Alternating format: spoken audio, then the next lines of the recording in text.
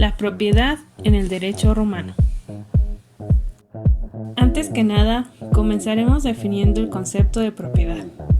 La propiedad es un grupo de facultades exclusivas respecto de una cosa, que son reconocidas y protegidas por el derecho. Es el dominio que se ejerce sobre las cosas y que posee una garantía jurídica.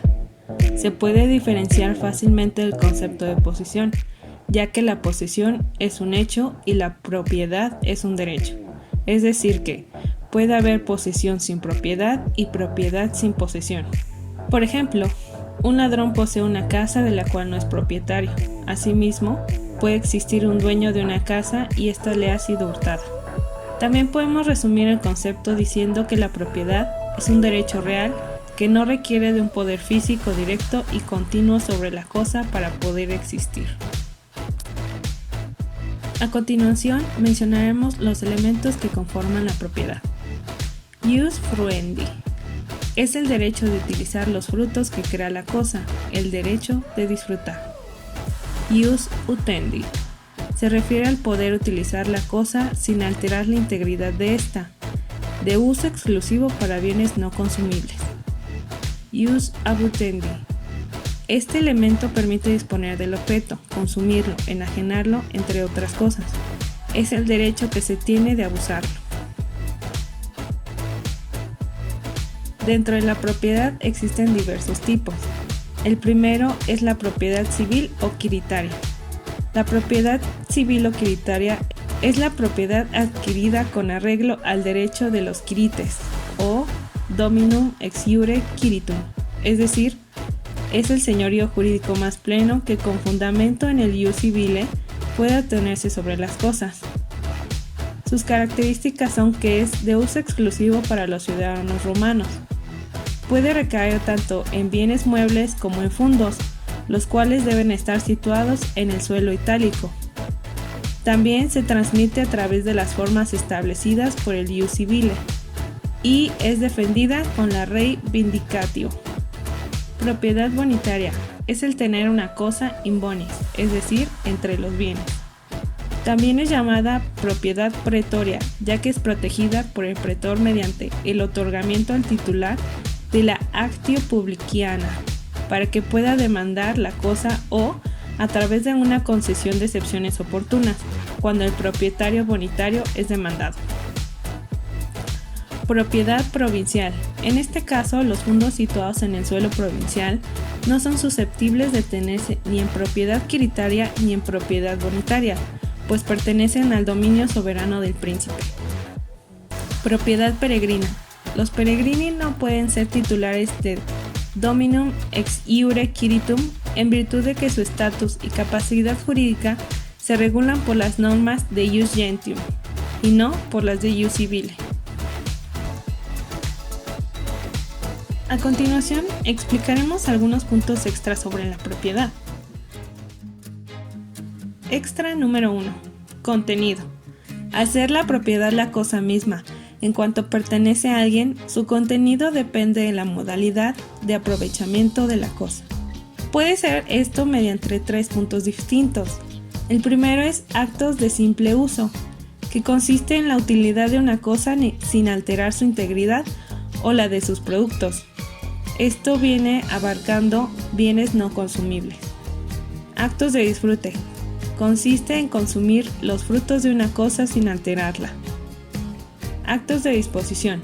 Cuando se altera la integridad física o jurídica de una cosa, la alteración es total o puede ser también parcial. Esto mediante actos de consumición física, que ocurre cuando se destruye una cosa, por ejemplo, cuando consumimos o comemos alimentos. Actos de alteración física o parcial, al cambiar la función de una cosa, como cuando se edifica sobre un predio anteriormente destinado a ser un campo de cultivo. Actos de consumición jurídica, se dispone de la pertenencia jurídica sin que la cosa sufra cambios, por ejemplo, lo que ocurre cuando gastamos dinero. Actos de alteración jurídica parcial, cuando se conserva la propiedad de una cosa pero constituyendo un derecho a favor de otra persona. El ejemplo más claro es cuando damos algo en prenda, es decir, que se lleva un objeto a la casa de empeño y se intercambia por dinero. De forma momentánea se retiene la posesión, hasta finalizar el plazo de pago o liquidar la deuda. Punto extra número 2. Limitaciones a la propiedad. Como todo derecho, este viene con una obligación o responsabilidad, por lo que en el derecho romano la propiedad como señoría no debe ejercerse de tal manera que afecte a terceros.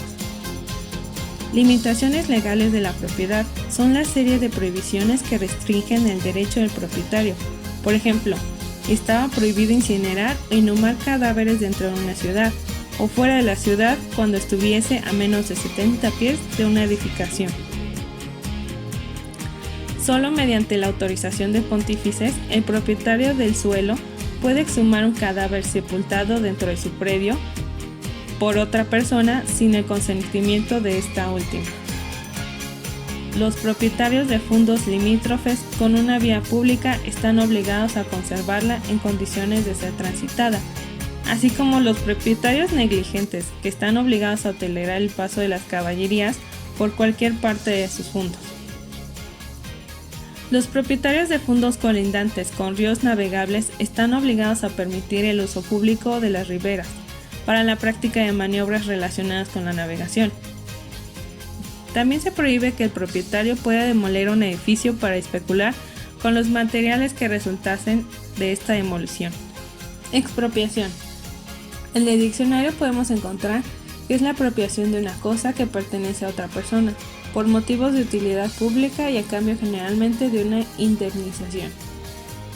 Sin embargo, en la época clásica no existía la teoría de la expropiación por estas causas ni a cambio de otros beneficios, así como tampoco existía disposición legal que facultara al poder público para privar a un ciudadano de su propiedad, quedando el concepto de expropiación como privar de la propiedad de una cosa por decisión de la autoridad. Con autorización del Senado, los magistrados pueden disponer por un acto de imperium de bienes privados sin someterse a reglas fijas, a causa de confiscación penal o por demolición necesaria. Puesto que los fondos provinciales pertenecen al emperador o al erario, la autoridad puede disponer de ellos pagando a los poseedores una cantidad módica como gratificación, modicum honoris gratia. Se produce el principio de indemnización necesaria. Los particulares pueden ser privados de sus bienes por exigencias de índole moral, como forma de reprimir el abuso en el ejercicio del propio derecho. Se admite que sea posible extraer minerales de fondos ajenos, en tanto se pague una décima parte del producto obtenido al propietario y otra décima al fisco. Dato extra número 3. Formas para adjudicarse una propiedad. Los modos de adquirir una propiedad son los hechos y actos jurídicos reconocidos como idóneos para que la propiedad entre en la esfera de disposición de particulares. Los actos formales de atribución de la propiedad pueden ser actos de un magistrado o de un propietario, como por ejemplo, adictio del magistrado. Es el acto de atribución que realiza un magistrado en la forma de decisión constitutiva de derechos, como en in iure cessio, acto formal del índole procesal, mediante el cual se constituyen o extinguen derechos de señorío sobre personas o cosas. O el adjudicatio. Es la atribución de la propiedad que efectúa el juez entre las partes que intervienen en un juicio divisorio, por virtud de la autorización que el pretor le ha conferido en la cláusula de la fórmula procesal denominada adjudicatio. También está emancipatio, que es un acto solemne de carácter privado que se realiza mediante el bronce y la balanza, para adquirir poder jurídico sobre personas o cosas. Legado vindicatorio. Legatum per vindicationem. Es una ley privada por la que el testador atribuye directamente la propiedad de una cosa al legatario, sin la intermediación del heredero. También existen los llamados actos de apropiación posesoria, los cuales no requieren de la observancia de ninguna formalidad para hacer posible la adquisición de la propiedad, como por ejemplo, están ocupación. Es la adquisición de la propiedad por la toma de posesión de una cosa que no tiene propietario. Lo que no es de nadie por razón natural se deja al que lo ocupa. Por ejemplo, una isla virgen pertenece a su descubridor. Adquisición de frutos. Los frutos naturales adquieren existencia jurídica propia cuando se desprenden de la cosa productora, pudiendo ser desde entonces objeto de relaciones jurídicas autónomas, como por ejemplo, cuando se recoge una manzana del suelo que ha caído de un árbol. Accesión. Cuando una cosa accesoria se incorpora inseparablemente a otra principal, de modo que ambas forman un todo unitario. La semilla que siembra pertenece al propietario del suelo. Especificación. Es la transformación de la materia prima ajena en un nuevo producto. Conmicción y confusión. La conmictio es la mezcla de cosas sólidas y la confusio es la mezcla de las cosas líquidas o metales en fusión. La adquisición del tesoro. El tesoro es la cantidad de dinero, joyas u otros objetos preciosos que se descubren ocultos en un inmueble sin que pueda determinarse a quién pertenecen estos. Tradición. Consiste en la entrega sin formalidades de una cosa corporal, que hace el enajenante al adquiriente, con base en una justa causa que fundamenta el efecto adquisitivo de la entrega. Usucapión. Es la adquisición de la propiedad civil por la posesión continuada de una cosa durante cierto tiempo. Por ejemplo, cuando se posee un bien inmueble durante 2 años, el individuo en posesión adquiere la propiedad sobre el mismo. Longi temporis prescripto. Es un medio jurídico defensivo para proteger la posesión continuada de los fundos provinciales. Naturalmente, esta era utilizada para ampararse contra actos de usucapión. Ahora, por fin hemos llegado al final del video, a través del cual se expusieron las principales características y elementos del concepto de propiedad en la antigua Roma, influyendo en el derecho que regía a los habitantes de dicha sociedad. Este video está basado en la información contenida en el libro de Roberto Gordillo Montesinos del año 2008, titulada Derecho Privado Romano. Gracias y hasta pronto.